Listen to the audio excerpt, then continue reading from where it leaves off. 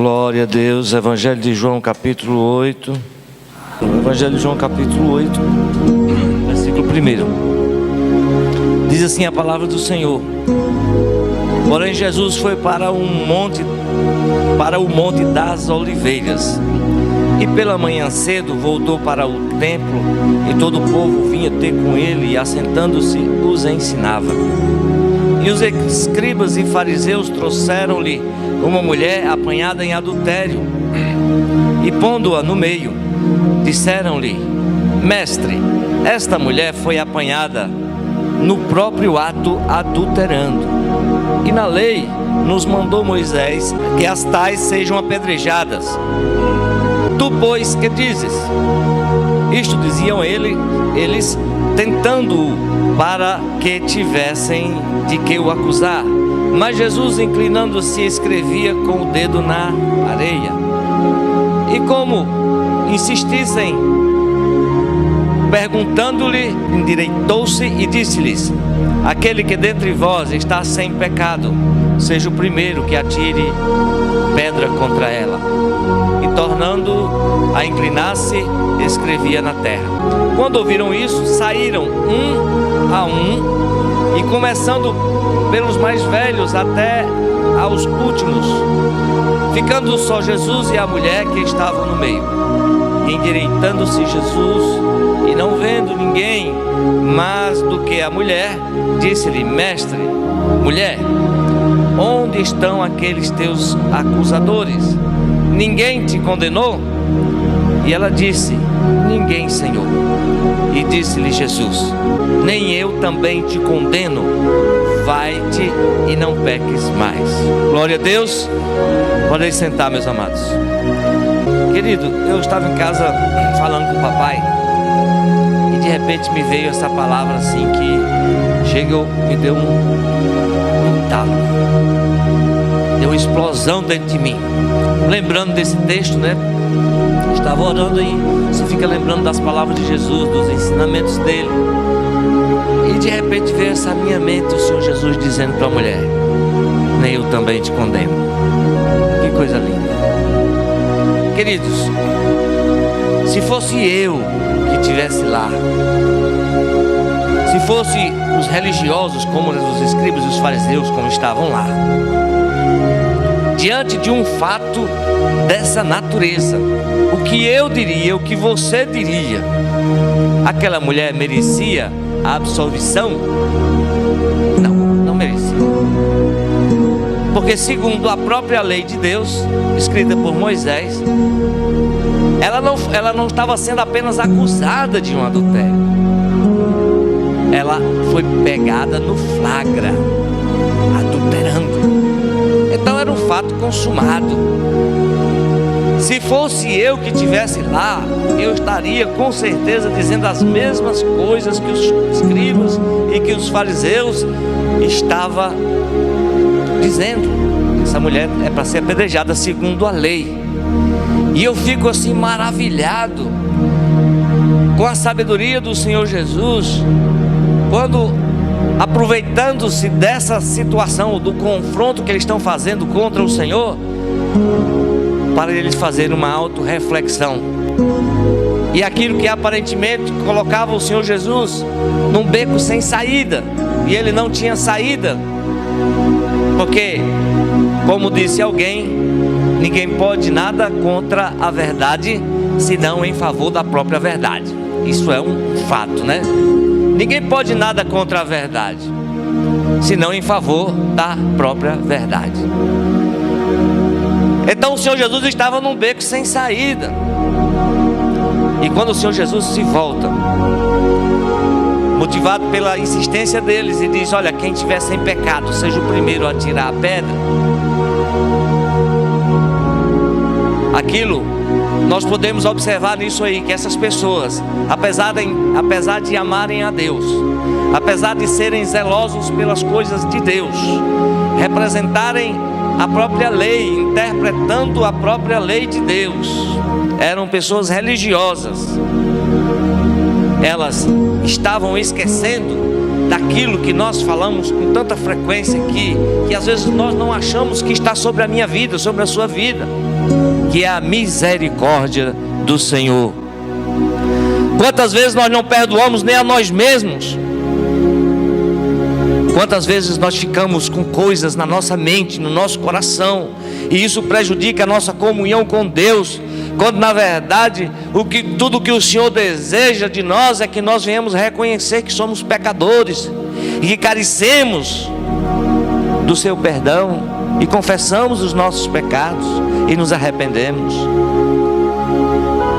E quando o irmão Pequente leu o livro de Jonas, é uma coisa fantástica. Eu acho fantástico o livro de Jonas, e acho fantástico o comportamento de Jonas, a atitude de Jonas é uma coisa linda, porque revela que Jonas era um homem que conhecia Deus, ele conhecia o caráter de Deus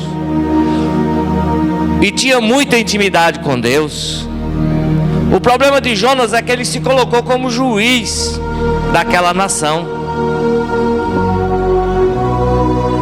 Ele disse, a mentalidade dele era a seguinte: quando o Senhor disse, olha, vai lá a Nínive e prega contra ela, anuncia para ela um juízo e tal e tal, ele disse, eu não vou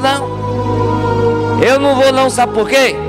Porque se eu for lá e se eu disser que Deus vai destruir eles, sabe o que acontece? Aquele povo corre o risco de se arrepender, e se aquele povo se arrepender, Deus é bom, Ele é longânimo, Ele vai perdoar esse povo e não vai destruir. Eu quero que aquele povo seja destruído. Vocês estão achando que eu estou dizendo isso nas minhas palavras? Eu vou já ler o texto aqui, viu? Ele falando com Jesus, ele falando com o Senhor. Ele diz, Senhor, foi isso que eu falei ainda estando lá na minha cidade. Eu sabia que se eu viesse aqui e pregasse para esse povo ia se arrepender e o Senhor não ia destruir. Aí a Bíblia diz que ele foi, se afastou da cidade e sentou-se para ver o que ia acontecer com a cidade, na esperança que Deus não ouvisse a humilhação do povo, o arrependimento do povo, na esperança. Ele diz, foi isso, eu sabia. E ele não queria que Deus perdoasse, e o desgosto dele e a resistência dele para ir não pregar era o medo daquele povo se arrepender e Deus perdoar. Meus amados, quantas vezes essa mesma postura de Jonas está arraigada em nós, está arraigada no sistema religioso que nós temos, não é? Onde as pessoas não têm misericórdia, ou simplesmente dizem assim, irmão, você está disciplinado, acabou. Não procura conversar com o irmão, às vezes, né? Às vezes procura, mas às vezes não.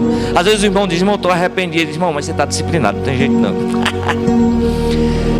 Então se eu tivesse lá, eu tinha pegado a pedra e dizia, eu vou tacar a pedra. Mas graças a Deus que o Senhor Jesus disse o quê? Quem tiver sem pecado, seja o primeiro a jogar pedra. Aí nós observamos uma coisa, que apesar daquelas pessoas amarem a Deus, serem honestas, amarem a Deus, zelar pelas coisas de Deus, nós observamos também que eles foram honestos.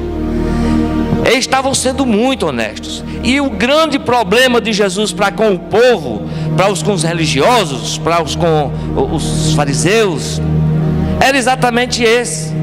É porque Jesus se misturava com os pecadores, ele comia na casa dos publicanos, ele liberava a palavra de perdão e palavras que eles como eu diria, reclamavam para si, como dizendo, eu sou filho de Abraão.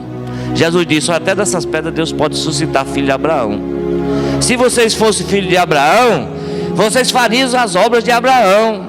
No entanto, vocês estão matando os profetas, estão expulsando os que são enviados. Mas aí a Zaqueu, um homem publicano, um traidor, rejeitado pelo povo judeu, tido como um traidor, aí Jesus diz o que a ele? Esse aqui também é filho de Abraão. Ei, meu irmão, isso irrita qualquer religioso. Uma irmã sofreu o pão que o diabo amassou nas mãos do marido, e foi uma coisa triste, e ela acabou separando do irmão. Uma mulher de Deus, cantora, uma bênção, e acabou vindo para Mossoró.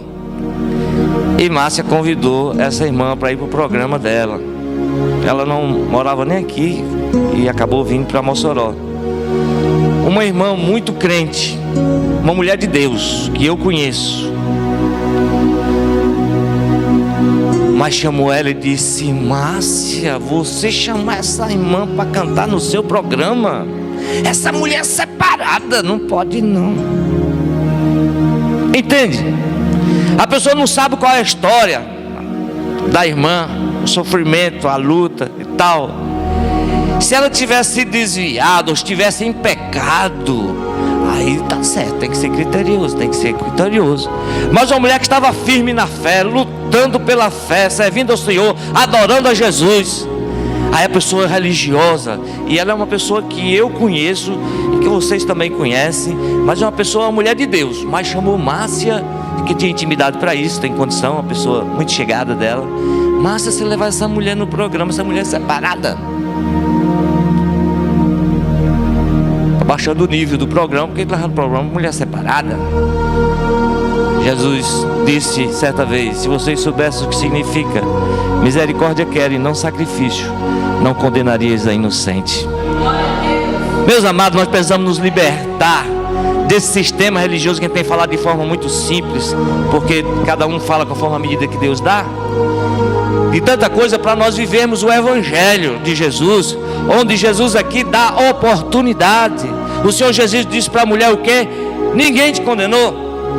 Não, nem eu tampouco te condeno. Uau! Já pensou se tivesse do meio que nós conhecemos aqui, um camarada, um pregador não condenou aquela mulher que foi flagrada. Não é acusação qualquer não, ela foi flagrada. E ele dizia: eu não te condeno, irmão. Vamos expulsar ele do nosso meio também. Por isso que Jesus era odiado, ele não era aceitado, porque ele dava o quê? Oportunidade para que você se arrependesse. Assim como o Senhor deu a Nínive a oportunidade de se arrependesse, ele anunciou: olha, Nínive vai ser subvertida, vai ser destruída. E o povo disse: uau, então vamos nos humilhar diante de Deus, que possa ser que Deus atente para a nossa humilhação, o nosso arrependimento. E Jonas disse: não, Senhor, eles têm que ser destruídos. Aí o Senhor vai dizer a Jonas, depois você lê no capítulo 2, capítulo 3, o último capítulo, o Senhor diz: ei, porventura, Jonas, olha a misericórdia, porventura não teria eu misericórdia da grande cidade de Nínive, que é 120 mil pessoas, fora os muitos animais, e você está aí chorando só porque eu fui misericordioso. Mas ele disse: eu sabia, antes de sair de lá, eu sabia que isso ia acontecer. O Senhor não ia destruir porque o Senhor é misericordioso.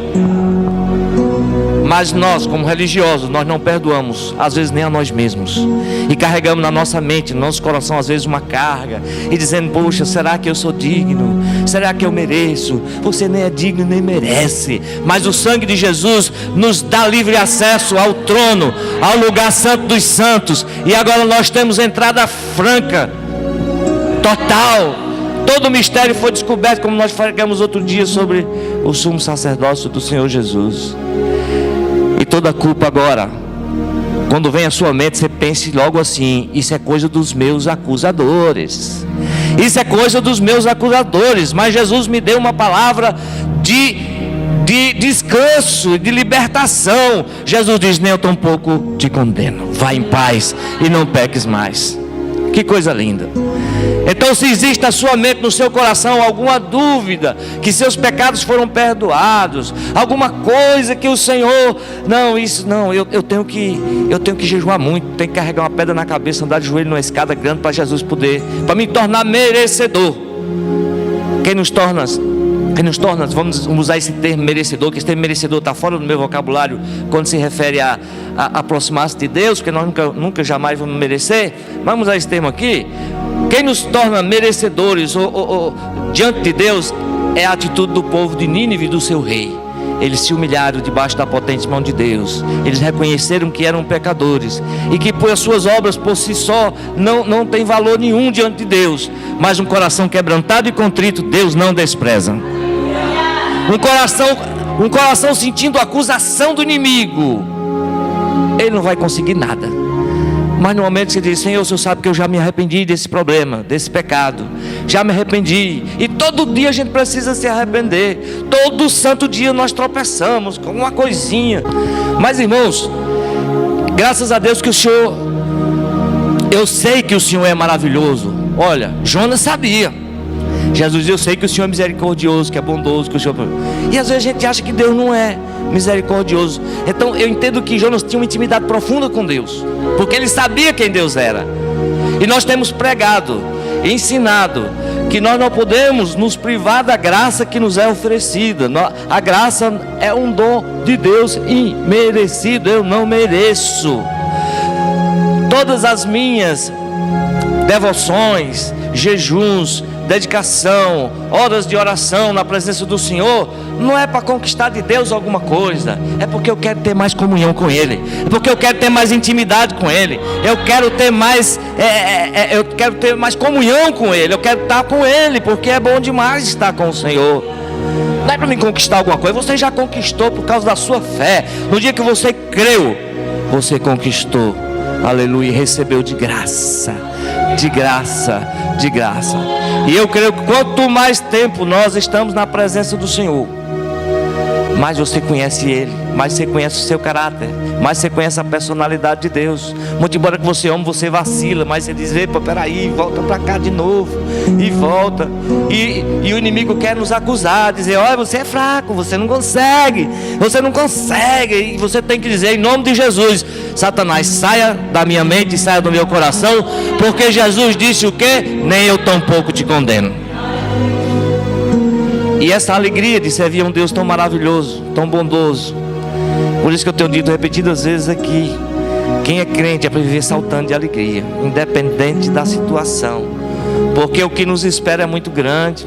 O que tem para nós é grande demais. A partir do momento que o Senhor nos recebeu como filhos amados, a partir do momento que você sabe que agora você é herdeiro de Deus e co-herdeiro. Co-herdeiro é que você vai herdar igual com o outro. Eu tenho 5 irmãos, meu pai é muito rico, eu sou herdeiro do meu pai, meus irmãos só co-herdeiros, são herdeiros igual comigo, vou ter a mesma porção. Então nós somos herdeiros de Deus e co-herdeiros com Cristo. E quando nós quando nós observamos que a oportunidade que o Senhor Jesus nos deu, nos dá todo santo dia, de irmos em paz e procurando não pecar mais, essa oportunidade Ele nos dá todo dia, até chegar lá no céu. Isso é maravilhoso. E não permitir que nada e ninguém faça com que nós aceitemos que o sacrifício de Jesus e o seu sangue não é suficiente para perdoar os nossos pecados. O sangue dele é suficiente, sim. E Ele não me deixa no meu coração culpa nenhuma, sentimento de culpa nenhuma, porque eu já confessei o meu pecado, eu já me arrependi do meu pecado. Então esta noite o Senhor Jesus está dizendo para você: meu filho, nem tão pouco eu te condeno, vá em paz. Então vamos ficar de pé e vamos orar, agradecer ao Senhor por esse momento tão lindo, tão maravilhoso. Tenho consciência que quando eu estava orando, que isso veio, eu digo: Jesus não condenou aquela mulher flagrada em adultério. E quantas as vezes tem pessoas na igreja feridas com os seus próprios erros e não encontrou ainda a libertação, a paz, a alegria no Senhor. E a única coisa que nós podemos fazer em retribuição a Deus é adorá-lo, é agradecê-lo pela sua bondade, agradecê-lo pelo seu amor, pelo seu perdão, e nos sentirmos amados por Ele. Ó Deus de toda glória, nesta hora queremos te louvar, queremos te agradecer pela tua bondade, Senhor, pela sua gentileza, pela sua longanimidade para conosco. Porque quantas vezes, Senhor, nós ficamos repetindo e nos sentimos, Senhor querido, sem jeito, sem condição de estar na tua presença, Senhor. Mas nesta hora queremos, Senhor, nos colocar nos teus braços. Queremos colocar o nosso coração como um coração quebrantado e contrito, Deus não despreza. Queremos confessar os nossos pecados e nos sentir amados por Ti, Senhor. Lava-nos com o Teu sangue, Senhor. Purifica-nos, Senhor, como disse o salmista: lava-me com ensopo e ficarei puro, Senhor amado. Nesta noite possamos ser fortalecidos pela tua graça, Pai amado, Pai querido e santo, porque o Senhor é quem realiza essa obra em nós, o Senhor é quem nos chama, o Senhor é quem nos justifica, o Senhor é quem nos santifica, o Senhor é quem faz todas as coisas em nossa vida. Pai amado, que todos os dias nós levantemos as nossas mãos e abramos as nossas bocas em adoração ao teu santíssimo nome, pois tu és digno de toda glória, de toda honra e de todo louvor por Cristo Jesus, o nosso Salvador.